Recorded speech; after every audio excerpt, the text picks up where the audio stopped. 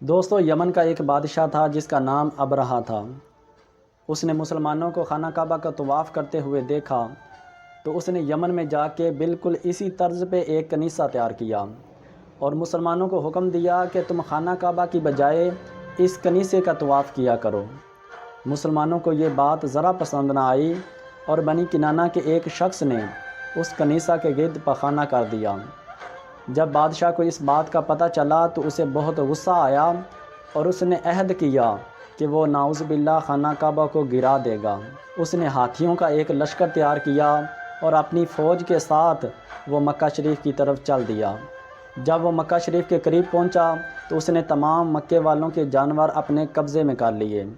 اس وقت نبی کریم صلی اللہ علیہ وآلہ وسلم کے دادا جان حضرت عبد المطلب آپ خانہ کعبہ کے متولی تھے، اور جو جانور اس نے اپنے قبضے میں کیے تھے اس میں نبی کریم صلی اللہ علیہ وآلہ وسلم کے دادا جان کے 200 اونٹ تھے۔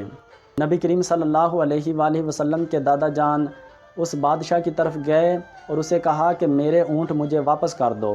اس ابرہہ بادشاہ نے کہا کہ میں نے تو سوچا کہ تم میرے ساتھ جنگ کرو گے، تم خانہ کعبہ کے متولی ہو اور میں خانہ کعبہ کو گرانے کے لیے آیا ہوں۔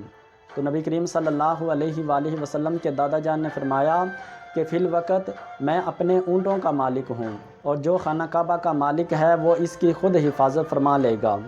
نبی کریم صلی اللہ علیہ وآلہ وسلم کے دادا جان اپنے اونٹوں کو لے کے چلے گئے اور اللہ عز و جل کی بارگاہ میں دعا کی، یا اللہ اپنے گھر کی تو خود حفاظت فرما۔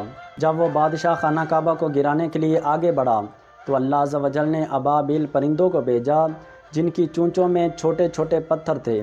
جب وہ پتھر کو پھینکتے تو جو ہاتھی کے اوپر آدمی بیٹھا ہوتا اس کے سر سے گزرتا ہوا ہاتھی کو چیرتا ہوا وہ زمین تک پہنچ جاتا، اور اس طرح اللہ عز و جل نے اس تمام لشکر کو ہلاک کیا اور اللہ عز و جل نے اپنے گھر کی حفاظت فرمائی۔